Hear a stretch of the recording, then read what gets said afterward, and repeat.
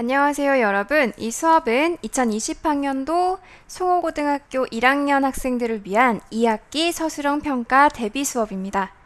수업의 주제는 보는 방식의 차이에 따라 달라지는 동서양 미술의 차이입니다. 자, 여러분, 동양의 그림을 보고 이런 생각 해본 적 없나요? 왜 이렇게 이상하게 생긴 나무를 그린 걸까? 아니면 왜 이렇게 물건의 형태를 삐뚤빼뚤하게 이상하게 그린 걸까? 서양보다 과학이나 기술이 덜 발달해서 그런 것일까?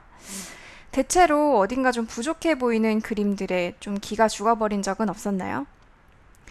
오늘은 동서양의 서로 다른 미술이 나오게 된 그 근본적인 이유를 알아보고 우리 그림을 보는 올바른 관점을 배우는 시간입니다. 결론부터 말하자면 동서양의 미술은 세상을 보는 관점이 서로 달랐기 때문입니다. 지금부터 4가지의 서로 다른 관점이 어떻게 미술의 차이를 불러왔는지 살펴보도록 하겠습니다. 자, 먼저 간단한 테스트를 한번 해보도록 하겠습니다. 여러분, 이 3개의 그림 중에 가장 연관성이 높아 보이는 2 그림을 묶어보세요. 어떤 그림을 묶으셨나요? 아마도 여러분은 원숭이와 바나나를 함께 묶었을 확률이 높습니다. 물론 개개인마다 차이는 있겠지만 대체로 서양인들은 같은 동물의 종류인, 그러니까 같은 종류인 원숭이와 팬더를 묶는 사람들이 더 많았다고 합니다. 반면에 동양에서는 원숭이가 주로 먹는 음식인 바나나를 함께 묶는 비율이 높았습니다. 왜 그럴까요? 동서양이 세상을 바라보는 시각은 매우 다릅니다. 우리는 관계를 중심으로 종합적으로 사고하는 경향이 큰 반면 서양은 분류하고 분석하는 사고에 익숙합니다. 자, 이러한 태도는 동서양이 자연을 그린 그림에서 찾아볼 수 있는데요.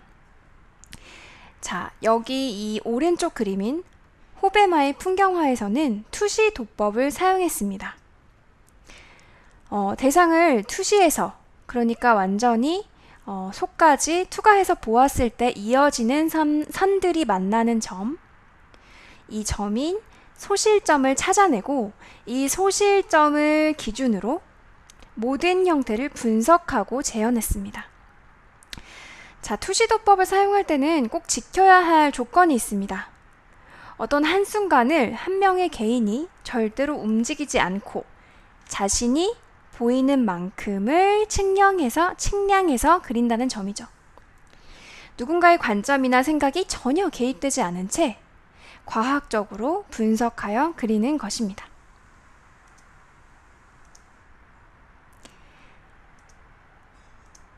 자, 반면에 곽희의 산수화를 보면 동양에서는 자연을 표현하기 위해서 먼저 자연 속으로 들어가서 산과 들의 여러 모습을 충분히 느끼고 기억해 두었다가 이 모든 것을 담아내려고 했습니다.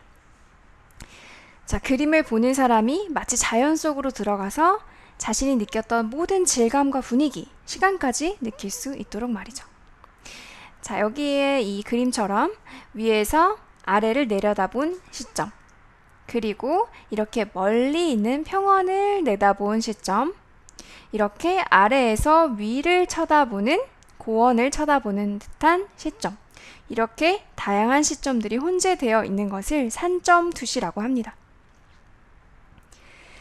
작가가 바라본 다양한 시점과 가장 아름답다고 느꼈던 모습을 종합적으로 연결해서 표현했기 때문이죠.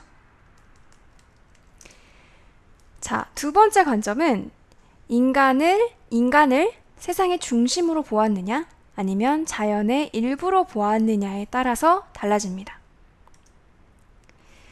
자, 자연을 대하는 태도에서도 동서양은 아주 큰 차이가 있었습니다. 정확히 말하면 15세기 이후부터 갈라지긴 했지만 서양은 세계의 중심을 인간으로 보고 자연은 인간이 개척해 나갈 대상으로 바라보았습니다. 반면에 동양에서는 인간은 자연의 일부로서 자연에 순응하면서 조화를 이루는 존재로 생각했죠. 자연과의 합의를 중시했습니다. 무라일체, 많이 들어보셨죠? 자, 이런 차이는 전통 정원에서 드러납니다. 자연을 개척하고 가공해서 전혀 다른 조형 작품으로 만든 프랑스의 정원입니다. 반면에 우리나라의 창덕궁 비원입니다. 비원은 자연의 모습을 그대로 옮겨 놓은 듯한 자연스러움을 추구하죠.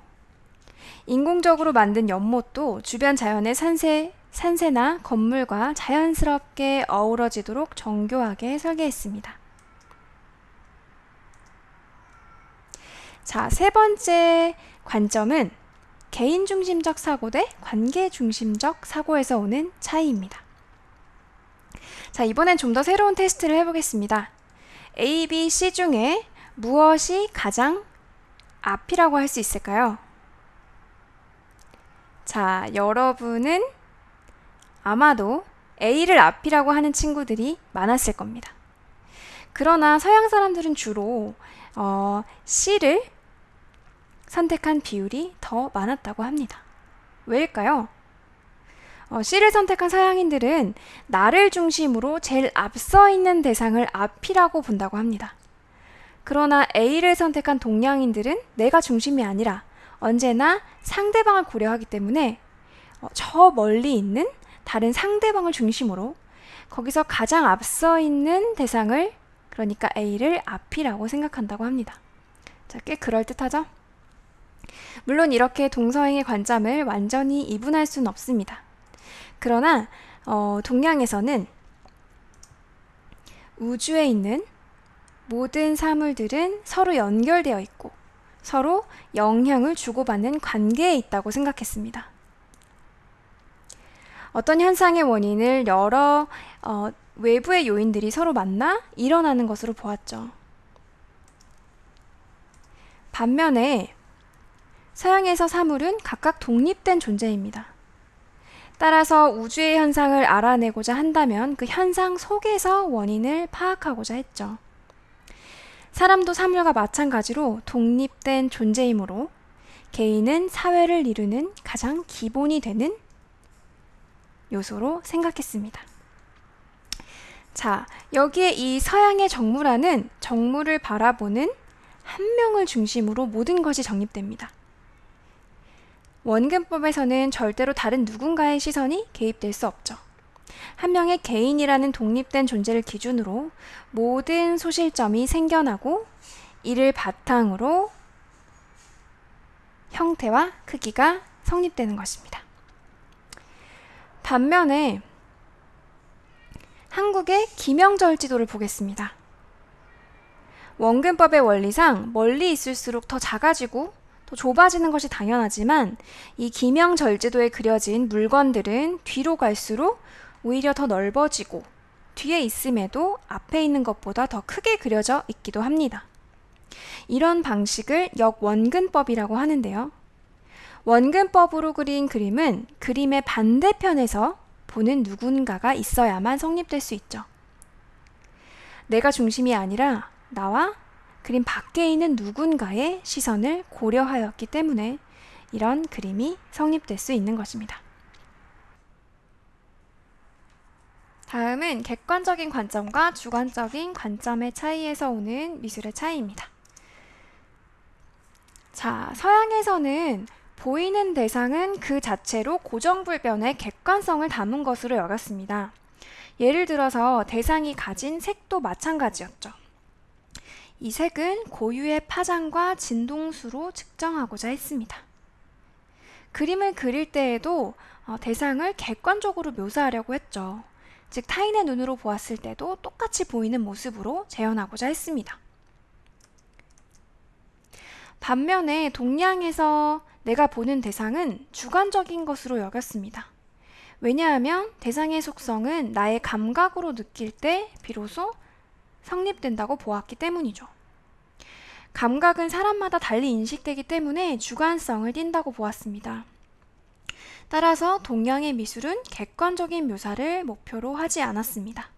왜냐하면 본다는 것 자체가 주관적이라고 생각했기 때문이죠. 자, 이 차이를 알 수 있는 이미지가 바로 이 운동화 사진입니다. 여러분은 이 운동화가 어떤 색깔로 보이시나요? 선생님은 처음에 봤을 때 회색깔 운동화에 회색 바탕에 민트색 끈으로 보았습니다. 어떤 친구들은 아마 핑크 운동화로 보일 텐데요. 자, 이 사진을 보면 무슨 색이었는지 알 수 있죠. 또 다른 이미지도 있습니다. 자, A와 B는 다른 색깔일까요? A와 B는 사실은 같은 색깔이었습니다. 자, 왜 이런 착시가 일어나는 걸까요? 왜 보는 사람에 따라서 색깔을 다르게 인식하는 걸까요? 이것은 본다는 것의 개념이 우리의 망막을 거쳐서 뇌에 들어오고 또 해석을 거쳐서 인식된다는 점이죠. 그래서 우리의 해석이 거쳐가기 때문에 주관적인 속성을 띈다는 것을 말해주는 것입니다. 자, 이제 다시 미술 작품으로 돌아가서 그 차이가 어떻게 드러나는지 한번 볼까요? 자, 심사정, 왼쪽에는 심사정의 인물화와 오른쪽에는 뒤로가 그린 초상화가 있습니다. 둘은 아주 큰 차이가 있어 보입니다. 동양의 화가가 관찰력이 부족해서 이렇게 그린 걸까요? 아니면 재료가 좀 발달하지 못했을까요? 동양의 화가들의 관찰력은 만만치 않았습니다. 그러나 동양에서는 객관적인 묘사가 목표가 아니었다고 했죠. 대상을 표현할 때도 느낀 바를 표현하고자 했습니다. 자, 동양은 객관적인 묘사를 목표로 하지 않았고 본다는 것은 주관적이므로 그림을 통해서 뜻을 드러내고자 했죠. 이 뜻을 드러낸다 라고 해서 사의적인 표현이라고도 합니다. 자, 즉 사물을 통해서 정서를 드러내는 것인데요. 아까 심사정은 선인의 호방한 기계를 드러내기 위해서 의도적으로 힘차게 붓을 움직여서 단번에 인물을 그려냈고, 김정희는 유배지에서도 굴하지 않는 선비의 올곧음을 드러내기 위해서 메마른 겨울나무와 이렇게 단촐한 집을 그린 것이죠. 즉 주관적이고 상대적인 관점을 강조할수록 그림은 객관적인 재현에서 벗어나 표현적인 그림이 됩니다. 19세기 말 20세기 초 1차 세계대전 직전의 급격한 사회변동, 서양의 합리주의가 즉 객관주의가 한계에 부딪히던 시점에 나타난 이 서양의 미술의 변화들을 보면 알 수 있죠. 여기에서 오른쪽에 있는 뭉크의 절규와 심사정의 이 그림은 어쩐지 비슷하지 않나요?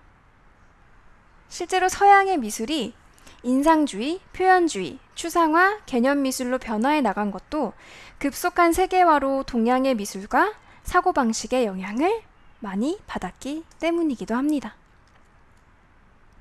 과거뿐만 아니라 현재까지도 많은 현대미술가들이 동양화에 본다는 관점에 대해서 재조명하고 있죠. 자, 이 작품은 데이비드 호큰이라는 매우 유명한 현대미술 작가의 작품입니다. 여러 개의 각도에서 본 사진들을 종합해서 콜라주한 작품이죠. 그는 강희제 남순 도건이라는 길이 200m, 총 12권의 두루마리로 만들어진 산동성을 그린 이 작품을 보고 본다는 것이 과연 무엇일까? 그 의미를 다시금 생각해 보게 되었다고 합니다. 그 이후에 만들어진 작품이 바로 이 유명한 포토콜라주 연작들이죠. 자, 이렇게 동서양의 미술의 차이를 알아보았습니다. 여러분, 오늘의 핵심은 보는 방식의 차이가 동서양의 미술을 갈랐다는 것입니다. 관찰력이나 작가의 천재성, 사용 재료 등에 의해서 갈라진 것이 아니라는 말이죠. 그동안 서양의 사실적인 미술 작품을 보고 동양과 비교하면서 동양의 미술이 뒤처지진 않았나 하고 기가 죽었다면 다시 한번 생각해보는 계기가 되었으면 좋겠습니다. 그리고 동양의 미술을 바라보는 올바른 관점을 가질 수 있기를 바랍니다. 자, 오늘의 수업은 서술형 평가를 위한 수업이었죠. 그래서 서술형 평가에 등장하는 이 네 가지 서로 다른 관점의 차이, 그리고 그에서 오는 작품의 차이, 이런 것들에 대해서 잘 정리해놓고 그리고 나서 등교 수업 시에 서술형 평가를 잘 준비할 수 있기를 바랍니다. 수고하셨습니다.